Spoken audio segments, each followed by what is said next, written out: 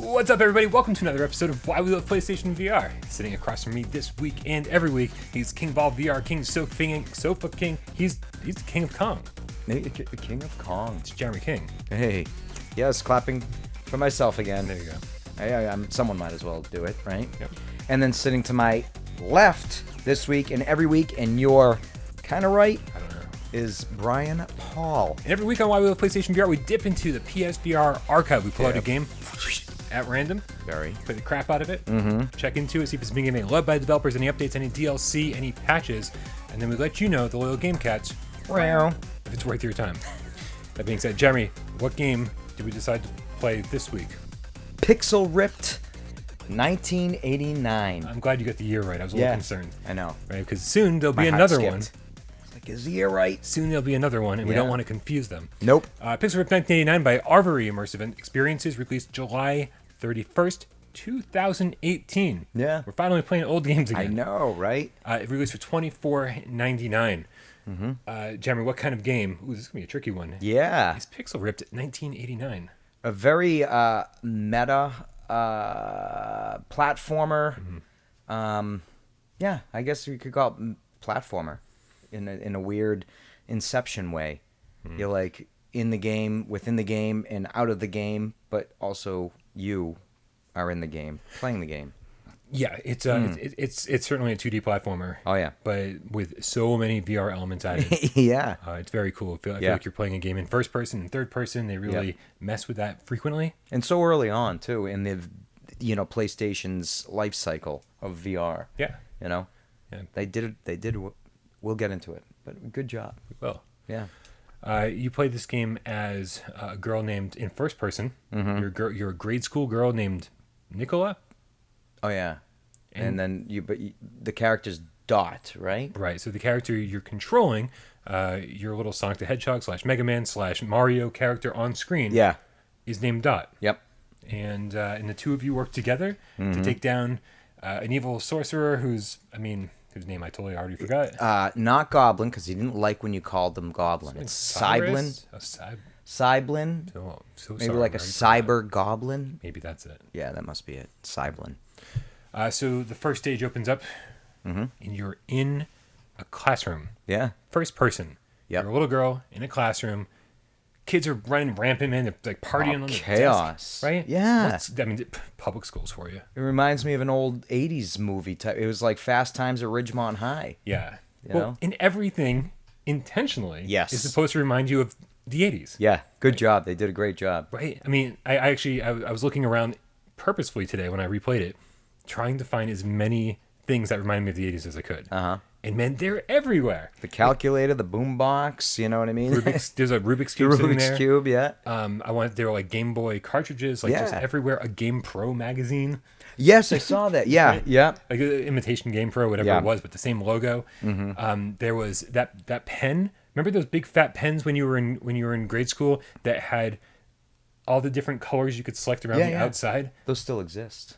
Come on. Yeah, I swear to God. I didn't like them. I didn't even like them then. No, I didn't either. Because they were always like half-assed with the color. They weren't like really definite dark. They were like, eh. Yeah, and they didn't feel good to even write with. They're big fat pens that have like 15 things of ink in them. And if you had a heavy hand, that pen part would pop back up inside. Yeah. I would have guaranteed that pen business went out of business literally 20 years ago. Yeah, no, still going strong. That's insanity. But this is the kind of stuff that you will see everywhere. 5 1/4-inch floppy disks, like all over Nicola's desk. Yep. Craziness. And you're playing a Game Boy. Yeah. Again, Game Boy knockoff. Yeah, it's not a game. I forget what she called it in the game. The game. Game Pal, Game It's something Dude, like that. Game something. Yeah, something with game in it. It's like playing in the footage. You'll see it. Yeah. And it's kind of a combination. It looks sort of like if a Game Gear got crossed with a Game Boy. Yeah. It still has like the Game Boy 8-bit green and blackish graphics. Screen, yeah. Right. But then the side controls. Yep. D-pad on this side, 4-button control on the other side. Yeah. And it kind of corresponds to what you're doing with the DualShock. Exactly. Yeah, it all felt well. You without being able to move or do anything besides churn, look around, and move your hands, you definitely connected. You know what I mean? Because everything was like right for it. Your hands are right there in the game and in real life. and just viewing around everything. They did a good job. Yeah, you're sitting in a chair, probably playing this game, Yep. and so's your character. And you look down, and your hands are roughly where your character's hands are. And when you push left, right, up, or down, or Yeah. the buttons on your DualShock 4, the character will do the same thing in VR, which is And the amount of detail is pretty neat too, because even the screen of the game thing had the like pixels on it that you would see. You know? oh yeah, like a CRT television. Yeah. It's got that whole thing going on. Yep. Yeah, Yep. good stuff. Yep. But it's not that simple, No. right? The teacher comes in. Oh, she's such a mean woman. She's a pain. She's a tough teacher. She is. Wicked. And you don't want her to see that you're playing a game in class. No. But you have to play the game in class because you're trying to save the world. Yes. This is important shit. You can't just pay attention and Class take, can wait. and take notes during a social studies Yeah. lecture. She wasn't even teaching shit. She wasn't. She was No. kind of useless. Hates kids and hates her job. Right. Bad combo. Those kids, no wonder why they were dancing on the desks. Yeah. Shit. So this is sort of where the VR stuff comes into play. Yeah. You have to hide your little Game Boy so the teacher doesn't see you playing it. You want to Yeah. keep it down low underneath the Yeah. desk. You got to keep an eye up, make sure she's not looking at you. Yeah. And so there's a lot going on. You can't just play the game and play the game. You No. have to be aware of your surroundings. But then they also give you some other way to interact with Yes. the world. And what is that? So there's this like, I don't know, big fat straw to like fire big huge spitballs, I guess, you know. So and it's all done with head movement, head tracking. So you're holding your actual DualShock, and in the game you're holding the game thing, and then you move your head, and this little what looks like an Xbox powering up symbol kind of loads up quick, and now you have the spitball thing in your head. In your mouth, and you aim somewhere at these certain areas of the classroom that are kind of highlighted, and then you fire the spitball at it, and then it distracts the teacher, and she's like, "Arr!" And she'll go over to that thing for a little bit so you can continue playing a little bit longer. Yeah. Yeah. What kind of stuff can you fire the spitball at? There's a mobile, what is that they call it, of the universe? Oh, sure. There's a I radio. don't think I used that one. This is why I asked you. I was like, he obviously found stuff I didn't. Oh yeah, that boombox, the pile of, I don't know, paint and boxes that are up on the shelf, and behind you the little gerbils cage. Actually, the paint was above the gerbils cage in the back. I don't think I knew about the gerbils cage. No. And then there's the poster. When you hit the poster, you'd actually go into like an 80s arcade. Yeah, and play the game in the arcade. I was so confused about you hit the poster. Yeah. And then suddenly the teacher has a VR headset on. I don't know. I didn't pay attention to what the fuck she was doing. It seemed like all the other characters like suddenly had VR headsets on and And they were were distracted. partying, yeah. It was very strange. Mm-hmm. Yeah, but very cool. Yeah. That was my favorite too, was hitting the poster and then playing like you were playing at the arcade. Yeah. Yeah. It's good stuff, man. Yeah. Really good stuff, and really found a way to add to what could have just been a simple 2D platformer Yeah. in VR. I mean, if you played the Sega Genesis Classics Collection, you're just sitting in some kid's room and playing literally 2D Genesis games. Yeah. On a television. Yeah. And you're like, this is cool for a minute. For a moment, then it's like, fuck this. But Pixar found a way to make it Wicked. Yeah. way more immersive and a lot more fun. Yep.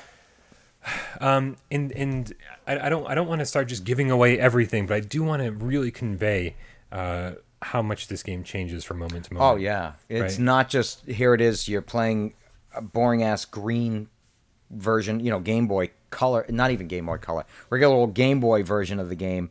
There's that, but yes, then there's the color of the office, or the classroom, and then when the characters jump out of the screen, too. Yeah, that's a pretty impressive moment. Yeah. Because you're so you almost get used to the fact that you're sitting there in a classroom, like staring at this tiny little screen. Yeah. And you're holding it up and not really paying attention to anything else that's going on. You're trying to Yep. play the game. Because the game is kind of tough. I mean, Yeah. it's I mean, some of the earlier stages are on the easier side. They are, But but it then gets it more really gets difficult. serious, yeah. Yeah.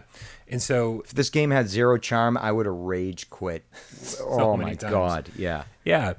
And so when suddenly it combines the two things together, when suddenly you're doing this platforming that you were doing down here, Yep. but up here in real real. VR. And like it leaves, articles on your desk and in the classroom become like the platforming. They're like books and Becomes the stage. scissors, you know what I mean? And then you still got to interact because there's bubbles blocking your path. So as you're playing, defeating, things are shooting at you and you're jumping up and doing Mega Man shit and shooting them. You got to grab your spitball thing. and fire away at the bubbles so you can continue on and avoid the scissors that are coming down. It's crazy. And it's one of those things where it's, what would the terminology be for, the view? It's not like you follow, your camera just follows your character. Like, they're up there. Right. And you're, like, playing like this, and it's really neat. Yeah, you're playing from a static camera angle, and I did find myself going, Yeah. to get a better view of the action. Which I love. I think is great. Oh, absolutely. Yeah. But it felt so weird. Yeah. Because you were playing on this tiny little screen that felt so familiar. Then all and of then a suddenly sudden- it's like, whew, this is way more difficult. Yeah. Yeah. They keep it going. They don't leave it. You're always wondering what they're going to do next because they use a lot. You know what I mean? And they flesh this $25 game out as much as beyond what you thought they could. Right. Which was putting some creative juices into it. You could tell. And which is neat. We met the woman who Anna Ribeiro developed the game, made the game, created the game, Yeah, and her little team. She was it's a very small team over at Arvery. And she's the lead designer on that game. Wicked nice and proud of her game. You know what I mean? Which she should be. Right. It's a great job. And very early on, where a lot of people were just doing half-ass shit on the VR, this was like, she's into it. And she's still supporting this thing like crazy, And she's out there, letting people know it exists. Right. A lot of these people make the game and they set it out there and they don't put the effort in beyond that, Oh, yeah. She's out there cosplaying as Dot, yeah. Dot, yeah. So, and I'm really glad you brought up Mega Man. You kind of said Mega Man very quickly in passing. Yeah. And because I think the 2D game, It does. I know where you're going. it feels a lot like Mega Man. Oh, yeah. But it also feels like 100 other games. Oh, big time. Right. Anytime Castlevania. Castlevania. I Ghouls and Goblins, or Ghosts and Goblins, I should Ghouls say. and Ghosts and Goblins. Yeah. Yep. But even the end area of Zone 3, when you enter, is just like when you enter Mega Man, the end bosses in those, it has a with the little thing, Yep.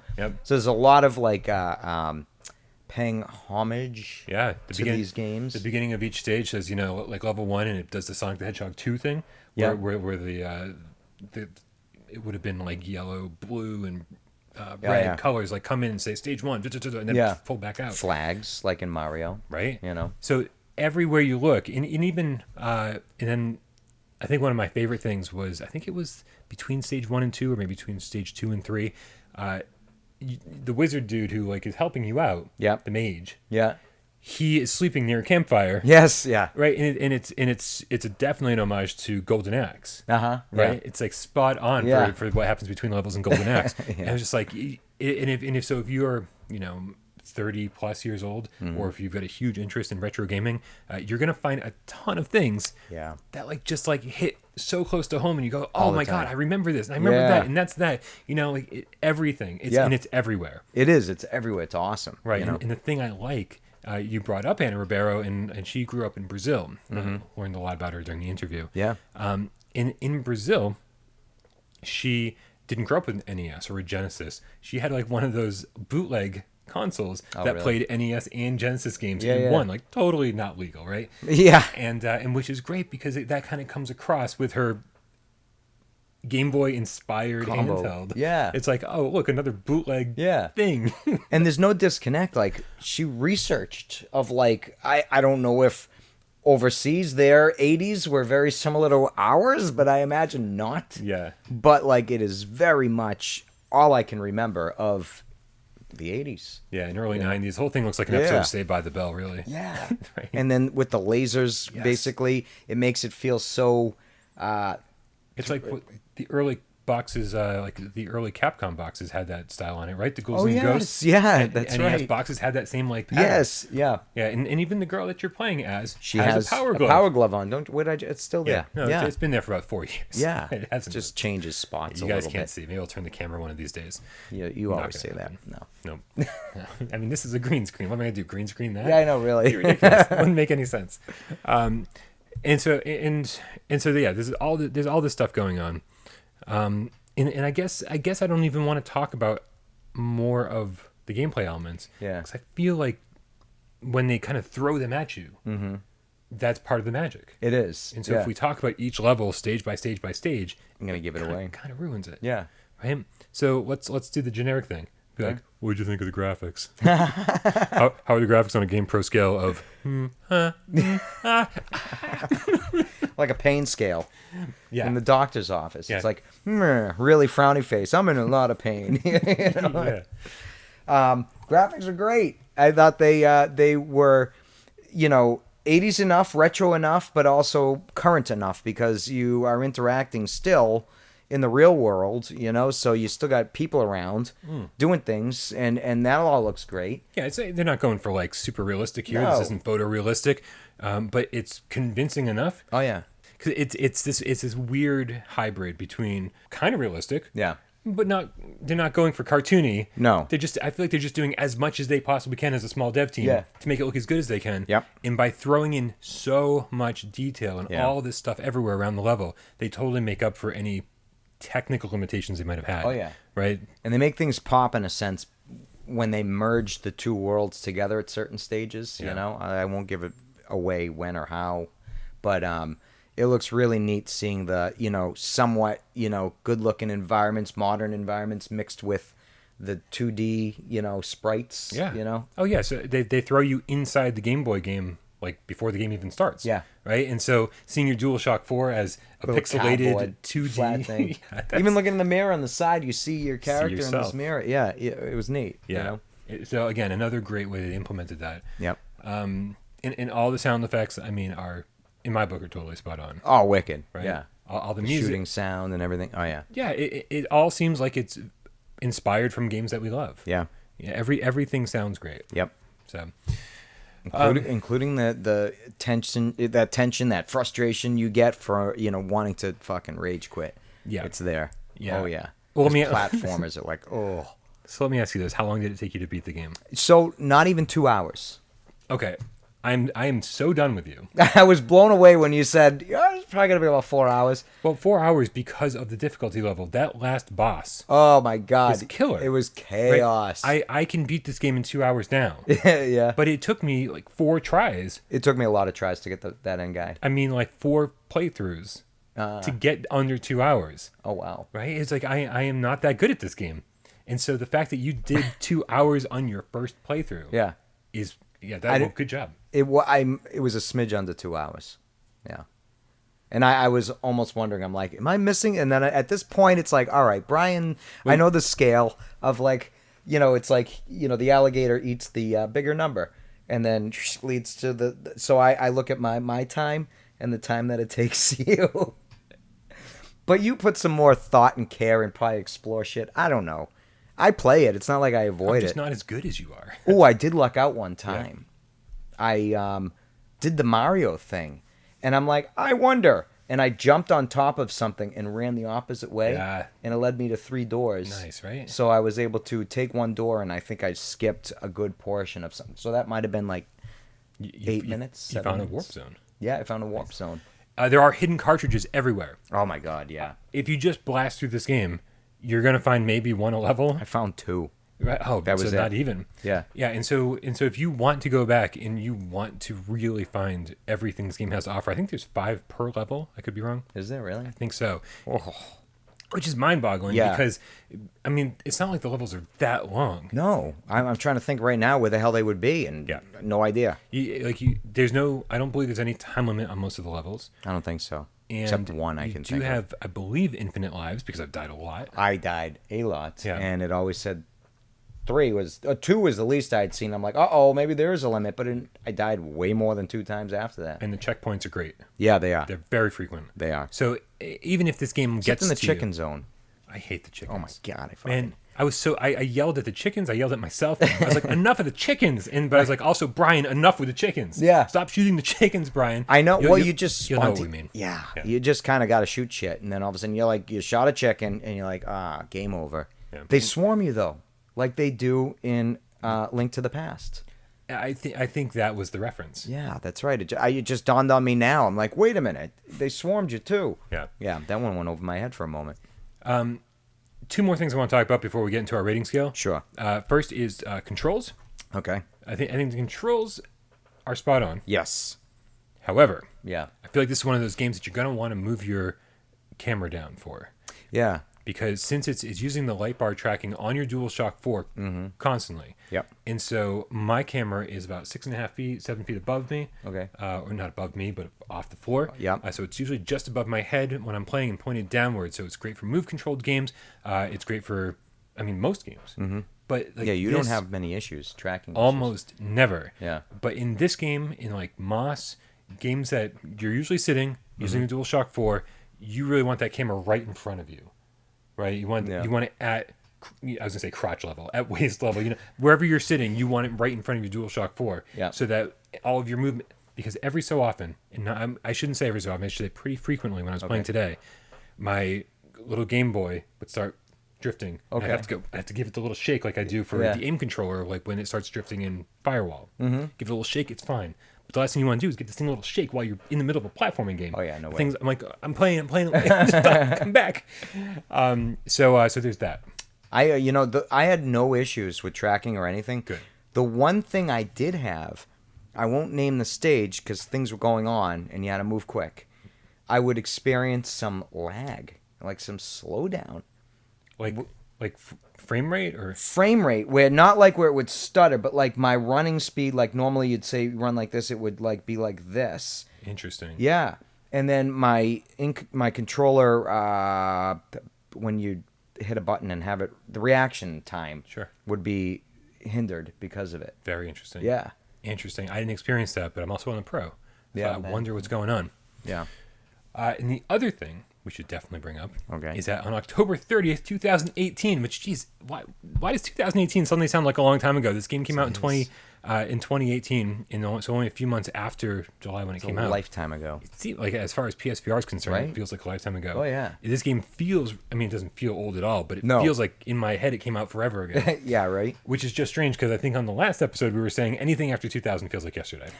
So we're just contradicting ourselves. Right. But on October 30th, 2018, they released a Nightmare bonus level. Oh. I'm going to say you didn't see this. No. So when you're sitting there in front of your TV where the menu screen level select, instead of like going left and right on your level select in front of you, look to your right and you will see some VHS tapes. And that'll bring you to like A Night of the Living Dead. There's I forget exactly what it is, but you're in the first stage again. Okay. But everything's destroyed. Okay. You're the only person in the classroom. It's dark. It's scary. And you're playing your game. Okay. And every so often you go into badass mode where, just like level 2, suddenly you're using your Game Boy as a first-person shooter. Yeah, it's like and a turret. You're turning it and shooting all the pumpkin head zombies that are coming after you. Oh, yeah, I missed that one big time. Yeah. Yeah. And I suck at it. I have no idea how long it goes on for. It could be an endless thing that you're just going for a high score. Yeah. Or, again, I'm really bad. I've only played it a few times, so I've not beaten it.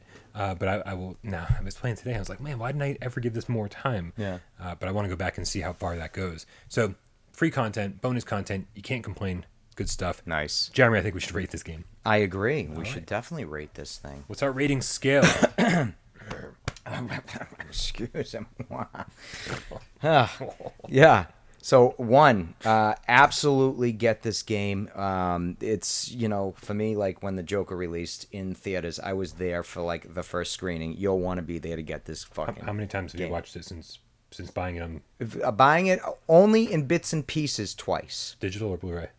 It comes with Blu-ray, digital, Blu-ray? And DVD. Nice. It came with all 3. Sweet. Yeah. Okay. Number 2 is if that little box set only came with Blu-ray. No digital. No digital, DVD. no DLC. It's all right. It's good. It's worth the money, but you wish there was more. Oh, I like that. Yeah. That's really nice. Right. Yeah. And then 3 is you bought this cartridge, opened it up, and somebody at the factory, quality control, forgot to put the goddamn movie in there. Wow. It's empty. You're pissed off. Don't fucking bother. You wasted your money. I was kind of hoping you'd go VHS tape on this. VH. Yeah, I still have some of those. No bonus features. When's that? no digital menu. No tracking. chapter select. Remember the tracking? God. Anyways, so Brian, what do you rate this? So I kind of mentioned this earlier in the episode already, but I think my rating comes down to how old you are. Yeah, or it's true. Or if you're a retro gamer, because I don't want to exclude anybody and be like, well, you have to be 30 plus to play this game. Yeah. Because if you're 20 plus or if you're 15 plus, but you love retro games, you're gonna find so much that you love in this. Oh yeah. And so that's why for me, I'm trying to go, man, I want to give this a 1, but it's a 1 for me. Yeah. Because I am the person this game was designed for. Very much, right? If you're not like me and you don't care about retro games and you didn't grow up playing them or any of the above. If you don't love everybody, like Brian Paul does. I do. I love you all. Almost universally the same. Why am I doing this with my hand? This is so weird. I don't know. I don't know. It's like hypnotic. I'm hypnotizing myself. It's like you're stroking something and sending it into the atmosphere. Wow. Out there. Love. I'm stroking love. And stroking love and sending it out into the atmosphere. I'm giving this game a 1. Nice. I never know when I'm rating games until I actually say it. I know. Because I like to have a discussion and kind of go through it with you and then come to a logical conclusion. Right. But I have to give this a 1 because I am that person. Yeah. And they designed the game for me. And I love every second of it. And I don't even care that it's 2 hours because it's the kind of thing I want to play through over and over. And I want to find all those cartridges. And I want to play more of the Nightmare DLC. Mm-hmm. Yeah, I mean, it's $25. And so there's a part of me that goes, I wish it was $18.99.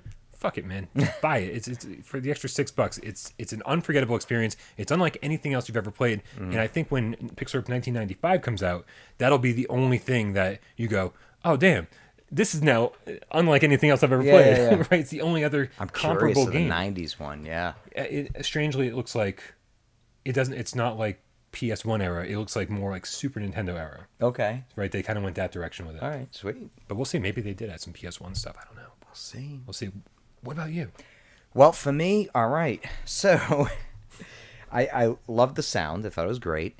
I thought the game was lots of colors. Lots of colors. It was very charming in every aspect. I mean, just the meta aspect of it, of you as a human for real, sitting there with a VR headset, playing a VR character in a video game, but then you're jumping out of that game and playing the other character that's controlling that game and working together. So I love that whole portion of it, you know. The platforming was awesome. They kept it going. They changed it up constantly. Difficulty ramped up pretty significantly. Yeah. It was a little short, but with the love and attention that, you know, Anna Ribeiro gives this game and the rest of the team, and how much they're promoting it all the time. I mean, I want to give it a 1, but I'm giving it a unbelievably solid 2. Yeah. I mean, it's so close to a 1.9, you know, which would make it a 1. Gotcha. But I'm leaving it at 2, more for the price, or if it was a longer game. Okay. So if it was a little bit longer, then I would probably go 1, or a little less expensive than I'd probably go 1. The game was recently on sale, and in fact, you picked it up on the sale. Yeah. How much was it? Like $10? It was, yes, and I think it was $10. Yeah. And if you want to base it on that, without a doubt, a 1, but I can't because it was a sale. You know what I mean? I'm just saying, yeah. Yeah. Two is, I think our definition of 2 is wait for a sale. Yeah. Right. So, yeah. So if you see this thing on sale, then it's an absolute no-brainer. Oh yeah, it's really fun. It's great, and it is very much like that. Even me playing it like a year and a half after it came out, I still haven't played a VR game like this. Right. You know, whereas in Shadow Legends was so fucking VR, it's crazy. Yeah. This also, in a very different aspect or a different way of it, is so VR, it's crazy. You know, I thought it was great. Solid 2.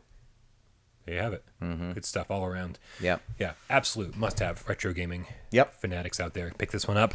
And that's kind of it for another episode. We want to know what you thought of Pixel Ripped 1989. Let us know. Pixel Ripped 1995 is coming out this year, and I don't think we're actually that far away from release. Do they have a definite date yet? I want to say it's like Q2 or something like that, Q2 2020. And for all you guys who constantly ask me what Q means, years are divided into quarters. Yes. Q1 is the first 3 months, Q2 is the second 3 months. You can figure out the rest. Think of it as in how many quarters equal $1. 4. Yeah. How many seasons are in a year? Yeah, but we'll keep you updated on it because it's definitely one of our more anticipated games of the year. Yep. Let us know what you thought of Pixel Ripped 1989. Let me know if the nightmare mode is endless or if it's beatable. What happens? I have no idea. Let me know how long that goes on for, because as much as I want to get back to it, now that we filmed this episode, I have to move on. You're right. Send your love out. Stroke your love and send it out into the universe. Also, let us know what other games you want us to play. we do have a couple more that we've got lined up. Yep. Which are going to be exciting and fun. Wicked. But Yeah. after that, we don't have anything. Yeah. So we need some stuff. Yeah. Yeah. We need some stuff. Send your love back out from the universe. Send your love. Send it back.